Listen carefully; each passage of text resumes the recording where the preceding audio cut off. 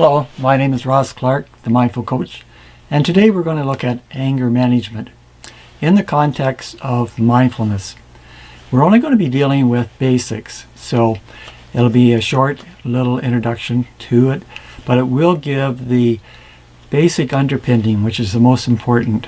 And then later on, if it's of interest, you can develop that further into doing more practice with it and just experiencing the simple but powerful results that comes from this practice. These are the stress loops and how they form over time. And these stress loops come from many of our different emotions. They can come from anger, they can come from sadness, they can come from anxiety.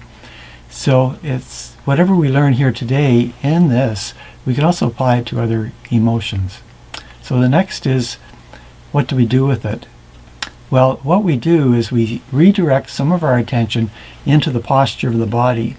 Now, this allows those stress loops to break, and we come back into a place where we're more present and we can get a better perspective of what's going on.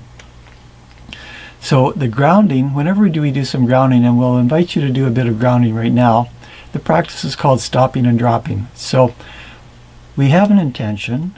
With mindfulness, we always have the opportunity to have an intention to our relationship. So right now we'll say that we're angry, so we set an intention.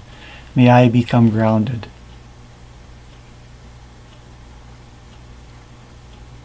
Next, we pay attention to the sounds in the room.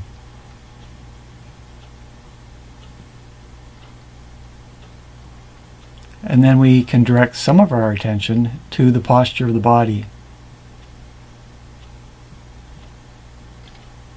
So what we've established is an intention to be grounded. We have redirected some of our attention to sounds in the room, and some of our attention to the posture of the body. Now, the sounds in the room and the posture in the body, they're happening in the present moment. So this is what helps to break the anger stress loops that are in our mind.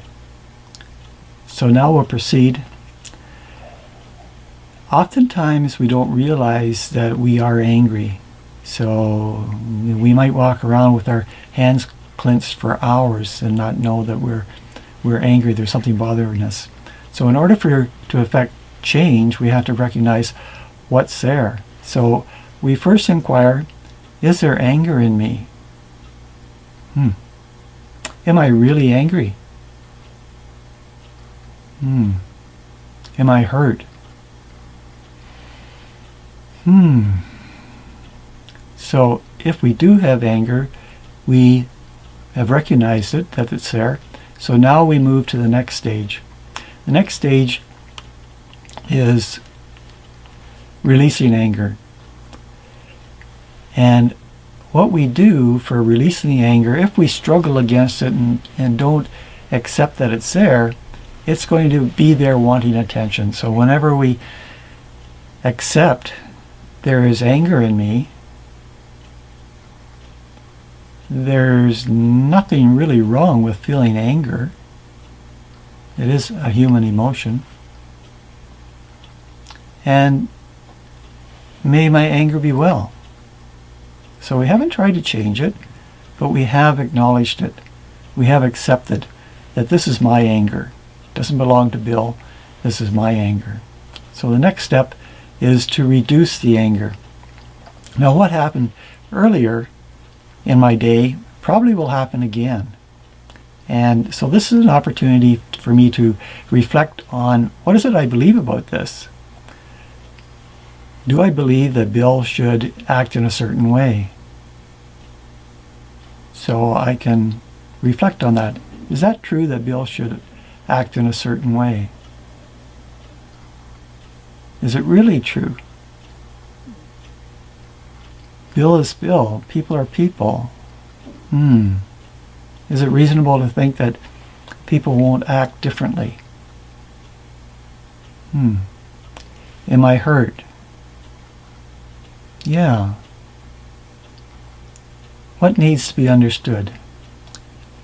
What needs to be understood about this that happened so the next time that Bill does what Bill does, I don't have to get as angry. I can better understand what my belief is, and the more I understand, the less I react. So now I'm in a place of responding versus reacting.